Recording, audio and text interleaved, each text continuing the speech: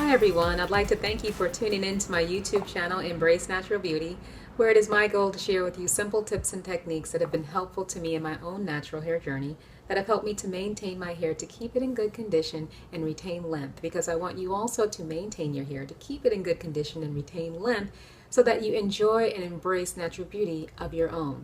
Today I'm sharing with you more extensively how I go about moisturizing my low porosity hair, or the different measures that I have used in order to do so. And essentially the measures that I use are cleansing and conditioning, varying ways of cleansing and conditioning in order to get more moisture into my low porosity hair.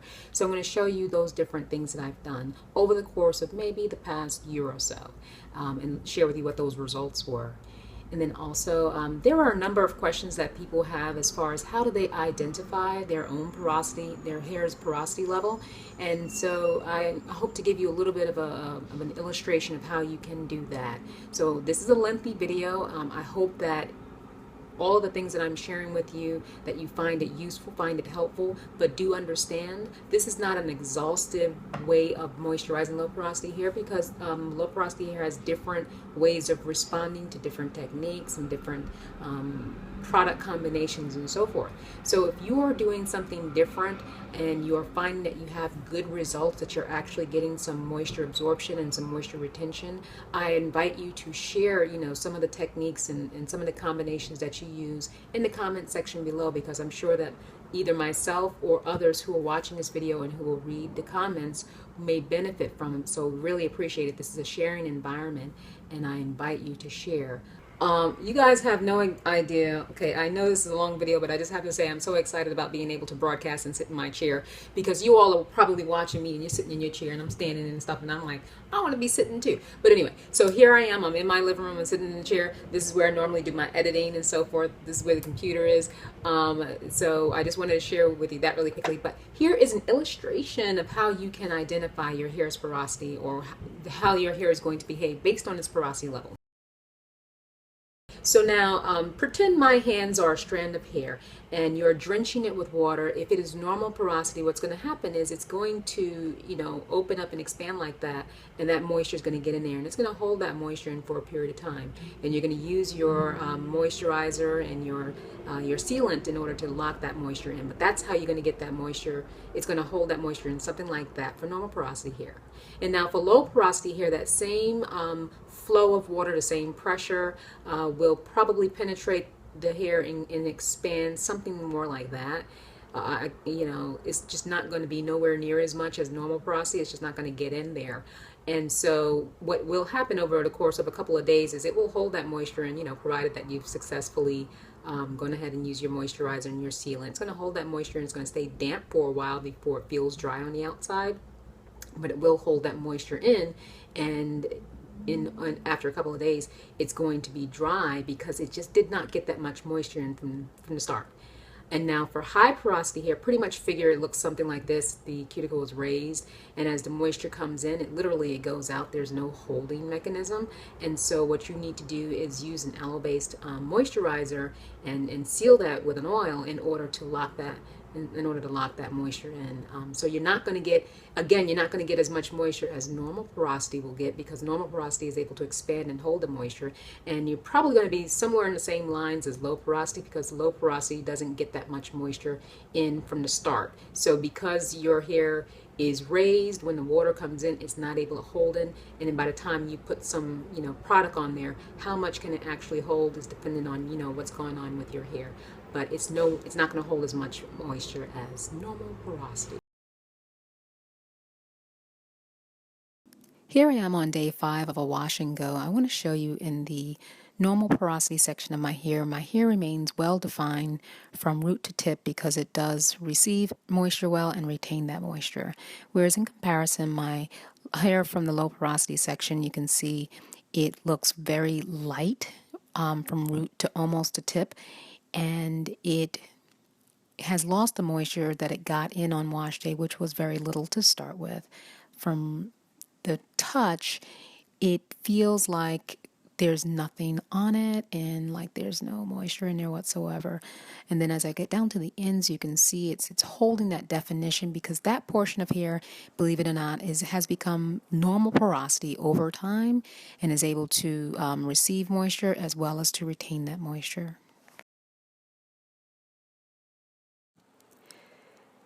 Here is another contrasting view of low porosity and normal porosity receiving moisture. I have deep conditioned my hair and was under the steamer for 30 minutes, and as you can see, most of the hair is clumped together, forming a nice wave pattern and looks fairly moist. The front left and front right sections of my hair, where it is low porosity, is still frizzy, indicating that there was just not as much moisture absorbed during that 30 minutes as with the other portions of my hair.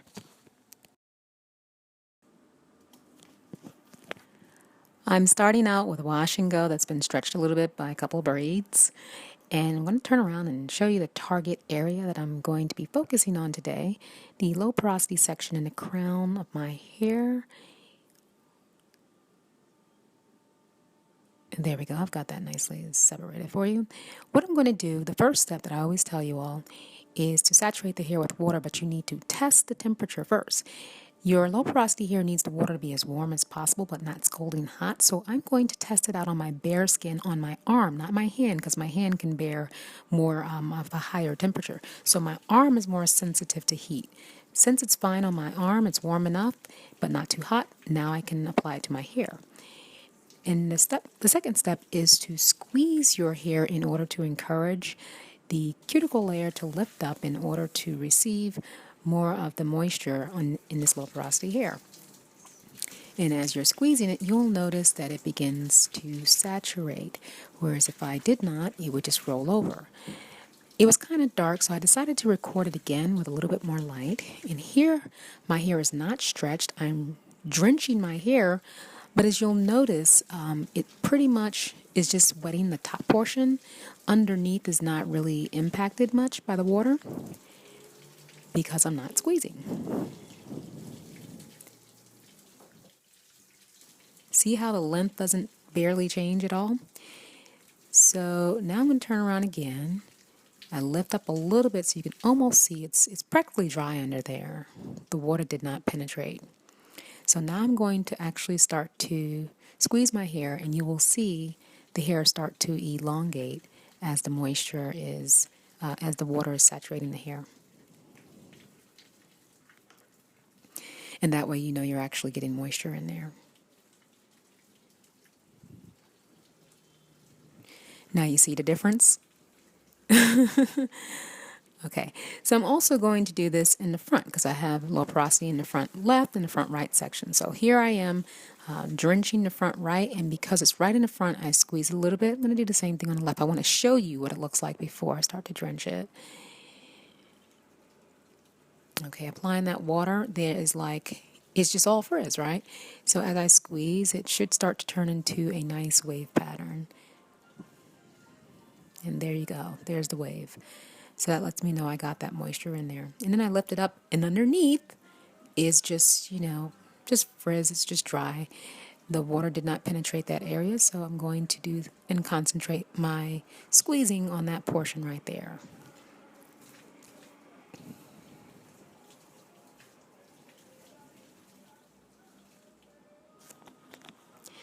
In this section, I want you to think of this as removing product buildup before you deep condition. So I'm going to start off by cleansing my hair before I add the deep conditioner. And the shampoo that I'm using for this session is going to be Trader Joe's Tea Tree Tingle. I'm applying it on the surface of my hair, not really scrubbing my scalp because it's really about product buildup removal, just removing any product buildup that may be there. And because I don't apply much product throughout the wear of my hair, I don't really have to use much shampoo, and just doing a gentle session right here. But for some of you who may be applying product on a daily basis and you wear your hairstyle for a week or two, you may have a lot more product buildup. And so at this opportunity, you want to go ahead and use a clarifying shampoo. And I did have a couple of questions of whether or not you can use a co-washing, a conditioner to cleanse your hair, to gently cleanse your hair, that would be counterproductive, because at this point what you're trying to do is remove any product. A conditioner is going to bind to your hair, whereas a shampoo is going to lift and remove. So you want to use a cleanser at this stage because you're getting ready to deep condition, and you want to have your hair clear of any products so that the deep conditioner can actually adhere to your hair and have a better opportunity of penetrating during the deep conditioning treatment.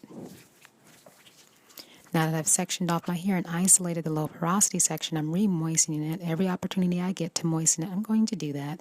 But then I'm also going to squeeze off any excess moisture that's sitting on the top of my hair so that it doesn't block my hair from receiving the deep conditioner that I'm about to apply. And for this video, I'm using the TGIN Honey Miracle Mask Deep Conditioner. It looks kind of thick, but I'm using it. Look how thick it looks.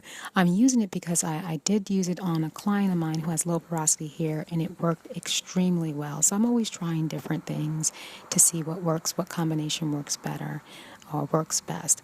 And as far as detangling, I'm not really doing a full detangling session. I'm just working it through in order to prepare to get it more distribution on the hair. And I'm just going to go ahead and twist that up and put it into a clip, and so I can fit it under my processing cap. Well, no, not yet. So I can go sit under the steamer for my deep conditioning.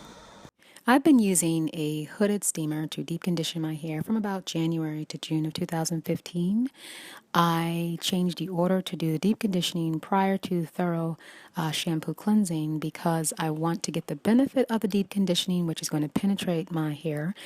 But then also I want to remove the deep conditioner product from my hair and scalp thoroughly in order to avoid having an irritable scalp during the week. When I shampoo cleanse, I concentrate mostly on the scalp. So I use an applicator bottle to get directly to the scalp, and then I go ahead and cleanse using my fingertips. This helps me to remove any dirt, dust, debris, and even oils from my hair, and gives me a clean slate so that I don't have an environment for bacteria or fungus to develop. My hair does not get dried out from shampooing because I immediately follow it with a conditioner. And I also use the conditioner to detangle my hair, which I first start with my fingers, then a wide tooth comb, and I finish with a fine tooth comb to remove any loose hairs. Finally, I do this for every section until I rinse it out and apply the moisturizer. Here I am using Dr. Bronner's Castile soap, which is a pH of 10, which is very, very high alkaline, in order to raise the cuticle to get more moisture into my hair. This is literally the first application of it. I started using it in September, and I discontinued using it in January. I noticed over the course of time that it did. This is, like I said, this is my first application, so it was my first time seeing my hair, the low porosity section, look like it had moisture in it. It pretty much resembled the rest of my hair. Yeah, I was really excited about that. But I did this for about 5 months. I did not see the benefits of having opened my cuticle using a high alkaline solution. It didn't feel any more moisturized over the course of the week. It had the same tendencies of, becoming dry over the period of days because it just did not get in as much moisture. I did not follow with a deep conditioning because this was my treatment. So I would follow it with regular conditioning the way that I did any other cleanser, as you saw previously. But yeah, I was on this first application pretty amazed to see, what my hair looked like with the high alkaline solution on it. I started using the Wonder Curl Detoxifying Clay Cleanser in June, and I'm still using it now.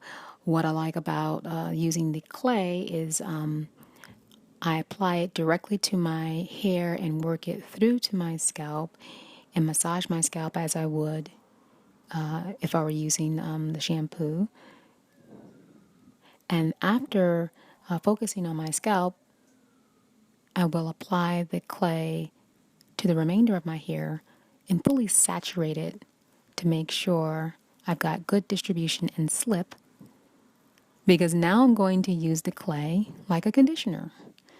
And so I'm squeezing it through, making sure I've got good distribution. and I'm using it to detangle. I've already done the finger detangling, the wide tooth detangling, and this is with the fine tooth to remove all the loose ends. And so I noticed with using the clay, because I'm able to do both the cleansing and the conditioning as well as the detangling, I don't have to do any additional steps. It cuts down on the amount of time that I need for cleansing my hair and essentially getting moisture to my hair. So I'm going to continue to use this particular method for a while. And so to summarize, by utilizing this video that I recorded for another topic that I'm editing right now, I actually did a midweek refresher. And so this is the day after that midweek refresher. I'm showing you the low porosity section of my hair, which does not look, like it has great definition, does not look very moist, but this is the next day.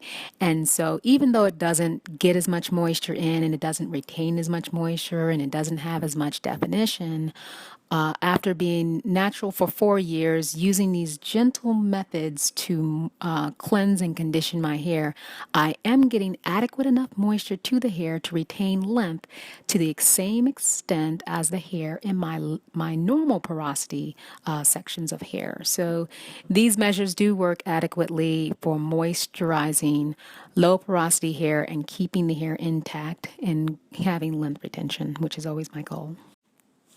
Steps 1 and 2 will remain the same, but step 3 will involve your choice of either a deep conditioner, a high alkaline product, or a clay. And then for step 4, you will finish off with conditioning or detangling. And just so you know, I do not recommend the high alkaline product simply because you will put more stress on your cuticle layer, which is designed to protect your hair strand. And so once that cuticle layer is damaged, you'll go from being low porosity to actually high porosity, which presents the problem of moisture retention. As a reminder, there is a prior video which was the overview for moisturizing low porosity hair, and then I'm going to be editing a video on moisture retention for low porosity and high porosity hair coming up soon. In the meantime, you can stay connected with me on my various social media platforms, and make sure you're following me on Twitter and Periscope, because I will be broadcasting live, most likely on Sunday evenings, which is when I finish editing a video. And so I will make the announcement on my Instagram, my Twitter, and my Facebook an hour ahead of time, and you will receive an alert when I begin the broadcast on Periscope. So I thank you so much for tuning in, for watching this video. I hope it was helpful. Thank you all so much.